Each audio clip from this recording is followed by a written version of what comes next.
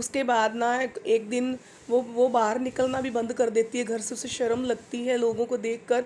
तो एक दिन उसके द्वार पर लक्ष्मी देवी ही ब्राह्मण का रूप लेकर आती हैं और उन्हें बताती हैं कि उनके घर में ना कुछ राशन वगैरह पहुंचाने के आदेश हुए हैं, लक्ष्मी जी की भक्त हैं।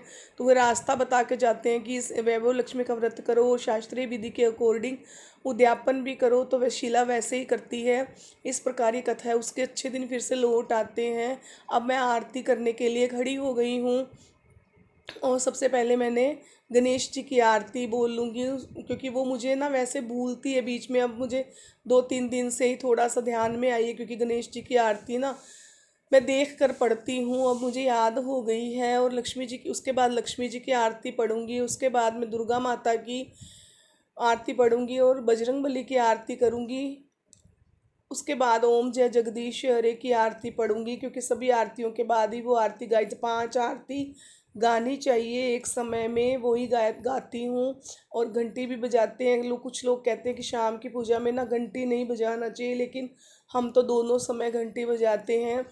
बहुत शांति मिलती है पूजा पाठ के काम में। लेकिन आजकल के बच्चों को ना हमें बहुत कहना पड़ता है, उन्हें तब करवाया जाता है, लेकिन अपने आप से वो नहीं करते। वैसे मंदिर वगैरह का काम ना बच्चे कर देते हैं।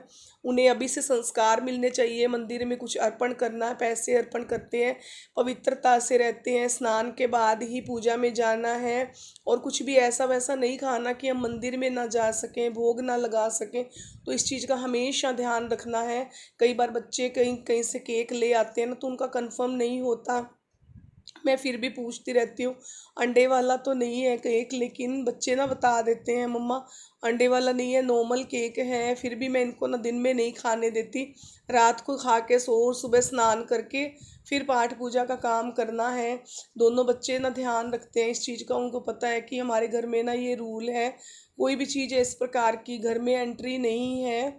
और पूजा करने के बाद मैं अपना किचन का पूरा काम समेटूंगी। उसके बाद मुझे लाइव भी आना है। और भजनों वाले चैनल पर भी मैं वीडियो अपलोड करती रहती हूँ समय समय पर। बहुत सारे काम हो जाते हैं, परिवार है तो उनका खाना पीना, किचन समेटना बहुत बड़ा काम है। अब मैंने भोग लगाना शुरू कर दिया है भगवान जी को। अब पर्दे के बिना कभी भी ईश्वर भोग स्वीकार नहीं करते, इसलिए हमें ध्यान रखना चाहिए। कोई भी भगवान को भोग लगाओ ना, तो चुन्नी से या पर्दे से उनको पर्दा करना चाहिए, क्योंकि